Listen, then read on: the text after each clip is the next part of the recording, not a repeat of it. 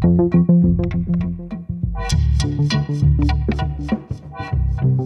to another episode of Breakthrough Dialogues, the podcast for pragmatists and problem solvers brought to you by the Breakthrough Institute. I'm Alex Trembath, your host and communications director at Breakthrough. This podcast invites leading thinkers to talk technological and modern solutions to environmental problems. It's part of our effort to move beyond the tribalism and polarization that too often characterize environmental thought and politics today. For this episode, I talked with Suzy Hobbs-Baker, who's communications director for the clean energy team at Third Way, a policy think tank in Washington, D.C. Suzy is my counterpart at Third Way. I'm communications director here. She's communications director at Third Way. And we have worked together with Third Way's clean energy team on a whole bunch of initiatives over the past decade, really. And in particular, have gotten really close to them in their work and our work on advanced nuclear energy and more recently in carbon capture and storage innovation. Suzy is absolutely one of my favorite people to talk to about next generation nuclear, and you'll hear in this episode a little bit about her interesting and unique background coming into work in nuclear energy. She comes from communications, particularly work in the arts and science communication, and I think that makes for a really interesting perspective and gives her a lot of really interesting insight into how to talk about complex and controversial technologies with experts and with the general public.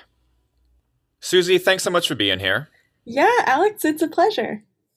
So, Suzy, you're my counterpart at Third Way. We both work on the communication side of policy and technology. And in particular, I think I've really enjoyed my conversations with you about nuclear innovation and advanced nuclear and nuclear communications. So can you tell us, in your perspective, on what a good way to think and talk about nuclear energy is? That's kind of a hard question, but I'll do my best to give you a concise response here. I think for us at this moment in time, good communication looks like being a good partner. So, my background's in nuclear, but the focus of the clean energy program here at Third Way is on stopping climate change.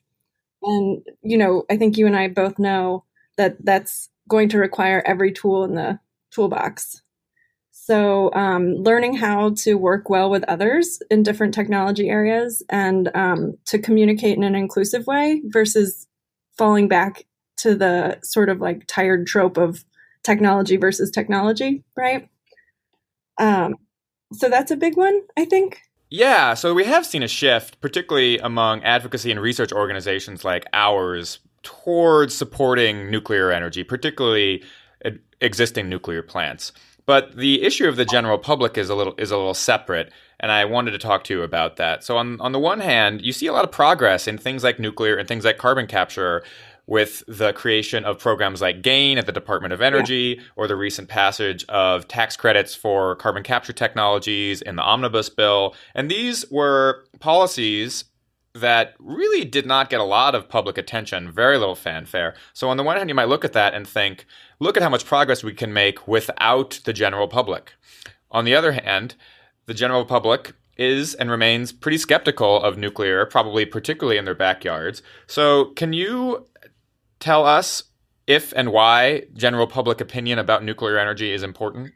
Yes. So I think most technologies require sort of a social license to be able to operate. So public opinion and public acceptance matter a lot. And it's a bit more nebulous than, policy changes easier to define and when you've had successes and things like that. But with public opinion, sometimes you're watching polling and it's kind of ebbing and flowing in relationship to things like accidents or natural gas prices or all of these sort of less defined forces.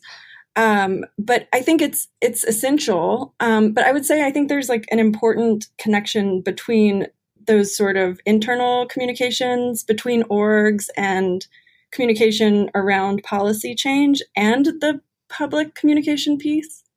I think it's really easy, and I see it a lot, to think that we just need like a better tagline or better messaging for nuclear to gain that sort of social license. But I actually think the way that we get social license or really get it to where I think folks like you and I would like it to be, which is sort of like dramatically better, like much further away from the like 50% mark where it has been for a long time and closer to like 70 to 80%, more in the realm of like renewable support, is by changing the way that we do business. So some of these policy changes I think are great public facing messages in the end. So And they're building constituencies in their own way. right, they are. And so I think those are success stories, but I think that there are other success stories. I think UAMPS is a really cool story because it's, the first advanced reactor project, first SMR, potentially, hopefully, to be built in the US. And you've got like a couple dozen little towns, little municipal utilities that are banding together in a way that's really similar to how renewable projects are often stood up. But instead of, making a big solar array, they're going to help support the construction of these SMRs out in Idaho. So I think that is like a great message, and it's rooted in a real change in how we're doing business. So like part of nuclear's bad reputation is a lack of understanding and its complex technology and things like that. But a part of it is earned. A part of it is like, our predecessors didn't sort of engage in the ways that help cultivate trust. And partly that's just like simple math, which is, we've got about 100 nuclear plants across the country, and they reside in between 40 or 50 different communities because some of them are co-located where you've got 2 or 3 units. So of all of the like tens, if not hundreds of thousands of communities across the US, you've got like 45 of them that actually house these technologies and have direct interaction with these technologies. So, hopefully as we transition to small reactors and advanced reactors, there's just going to be a lot more interface and a lot more engagement with communities on the ground, with smaller utilities. And I think that's a good thing. I think that's something that we should really lean into and embrace and get really good at that type of process, because I think that's how we start to build trust. Yeah, so one of the, I think, most important things to understand about the nuclear industry of the 20th century is that there isn't quite a nuclear industry. There are electric power utilities that own a lot of nuclear plants, but also own coal plants and gas plants and plants of every technology class. But that's sort of changing right now with this emergence of entrepreneurs and engineers in the advanced nuclear industry that Third Way has done a ton to bring attention to. What is it about the advanced nuclear industry that excites you? What are they doing differently than how it's been done in the past? So the thing I get really excited about would be just all of the different little niches where nuclear could go, where it's never been able to go before, right? So actually, I think Jessica Levering did a great piece about, or a good report about nuclear for sub-Saharan Africa. And it found that, very few grids in that region could even have enough capacity currently for a large light water reactor, right? Like the current sort of technologies that we have are just too big. It's too much energy. It's too much cost. It's like, there are reactors that cost more than the GDP of a country. And, it's the scale is wrong.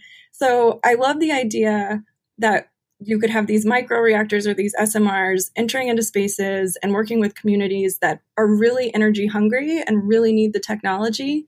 And they just have never had access before. And to me, that is like the whole thing, right? Like the whole point of caring about the technology is caring about people and caring about climate. And so making it accessible and opening the doors for new people to gain access is very cool. Yeah, what are some other examples of that?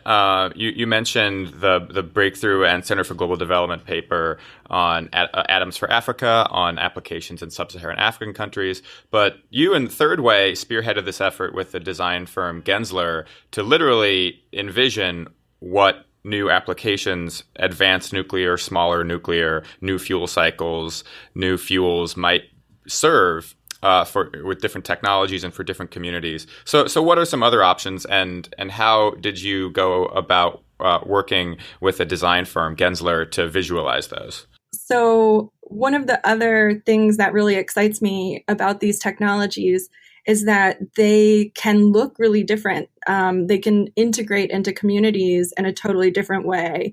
They can sort of be beautiful, or they can disappear from the landscape completely, depending on what the community wants. So this project that we did with Gensler was sort of an exercise in imagining what that might look like in a sort of series of different communities. So we looked at an Arctic village and sort of drew out what they might need from a microreactor. And we brought in folks from Alaska to talk to us about that.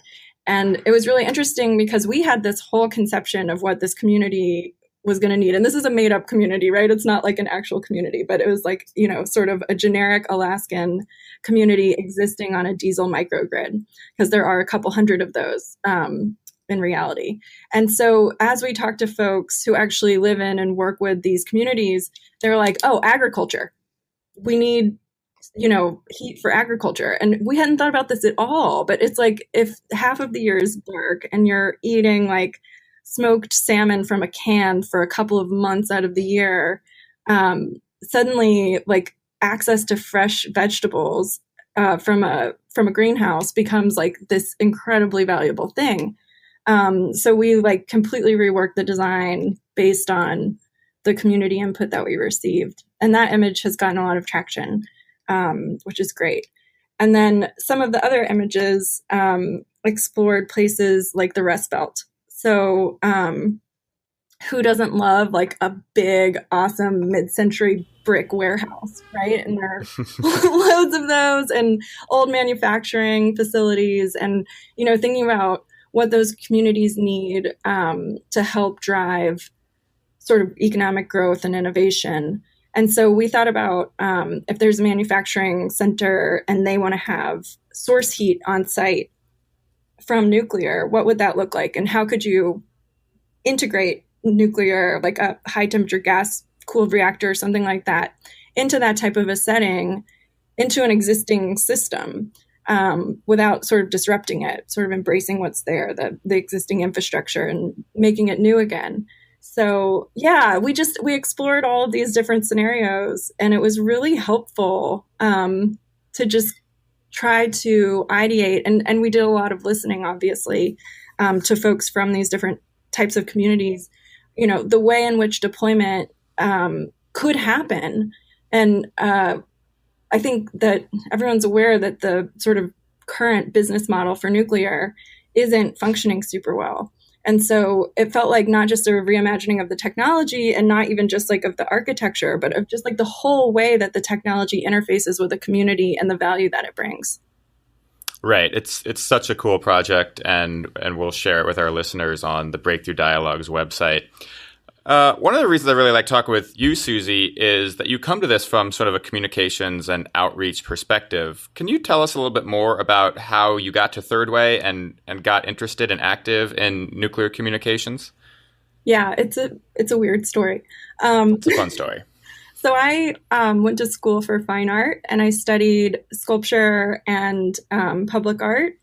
And I was like making sculptures of ocean bacteria, like cyanobacteria. And basically I got really obsessed with the way that climate change was impacting the oceans negatively through ocean acidification. And so I was like, okay, I'm just going to like delve into this science and learn all about it and make these big, weird sculptures that sort of show how important it is. Because it's like if all of this marine life is sort of microscopic and you can't see it, but it actually kind of like holds up the whole food chain and the whole carbon cycle and all of this. So it's like so fundamental to having a livable, healthy ecosystem. So I'm like, I'm going to scale it in proportion to how important it is, right? So I got to the point where like my professors were like, we can't grade your paper. Like this is a piece on, you know, like down the rabbit hole looking at biology and climate change and all of these issues. And so I got really into science communication as an artist. And then out of school, I had a couple of different jobs where I kind of continued to hone those skills. One was teaching art at a pediatric oncology hospital. So, like, weirdly, a lot of talking about cancer and illness and chemotherapy and immune systems and things with kids who are sick and their families. And so that's a form of science communication that was really important. Like, I've maybe never had a more important audience than I had with these kids, because their being able to process what was going on was really critical to their health and well-being. And so that was a really incredible experience. And then I had a gig for about a year working for this artist named Mel Chin, who's pretty well-known public artist. And he sort of believes that artists shouldn't just be like stuck in a studio making objects, but that artists should be engaging with the world. And they should be working with scientists and governments and using their creativity to solve real problems. So this really resonated with me. And I spent a year working on a project with him where we were sort of helping to tackle environmental lead poisoning in communities across the US. So this was before sort of the shift happened in the water system in Flint, Michigan. Right. And since then, there's been a much higher level of awareness, but this was sort of like a few years before that. And so we were working in communities that were high risk for lead poisoning and trying to teach them about these sort of like critical ways to keep themselves and their families safe. And it was arts integrated. So this is just like a weird niche field that I came up in Western North Carolina, of all places, working in the arts as a science communicator. And so eventually I got a little ambitious, and I decided that I wanted to sort of pivot back to climate change, which was sort of the original issue that I cared about as an artist. And I wanted to apply all of these sort of new things I had learned working with others to the problem that I cared about. So I set up a little NGO, and I spent 6 years developing educational outreach programs in communities surrounding nuclear facilities.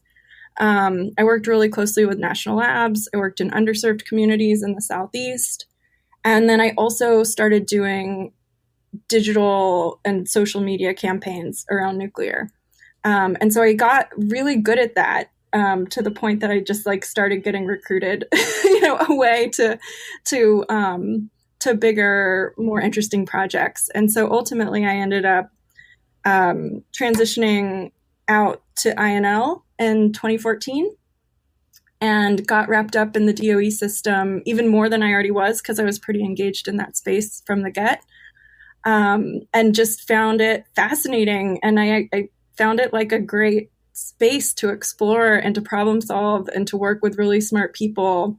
And from INL, I got popped over to DOE headquarters here in Washington, D.C., and had an opportunity to work on international policy, actually with Ed McGuinness, who's currently running Office of Nuclear Energy. And so he was a great teacher, and his team is fabulous. And so I got sort of involved in the policy space for the first time, and then had the opportunity to come over here to Third Way, which is obviously much more policy heavy.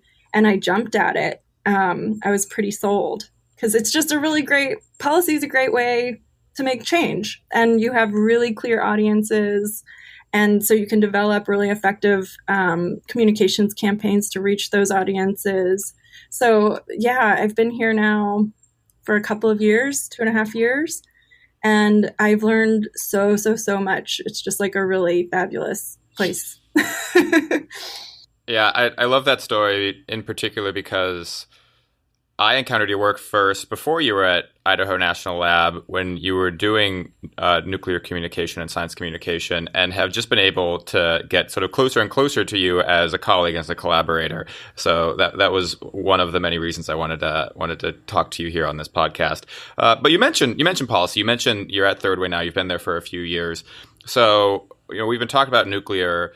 can you tell us sort of why nuclear became a focus at Third Way, and then sort of what else the clean energy team at Third Way does outside of the nuclear and advanced nuclear space? Yeah, of course. So, I mean, I think the clean energy program has always had a climate focus, and we picked up nuclear. Probably, I mean, I think they've always been pro-nuclear, but they got really involved with advanced nuclear.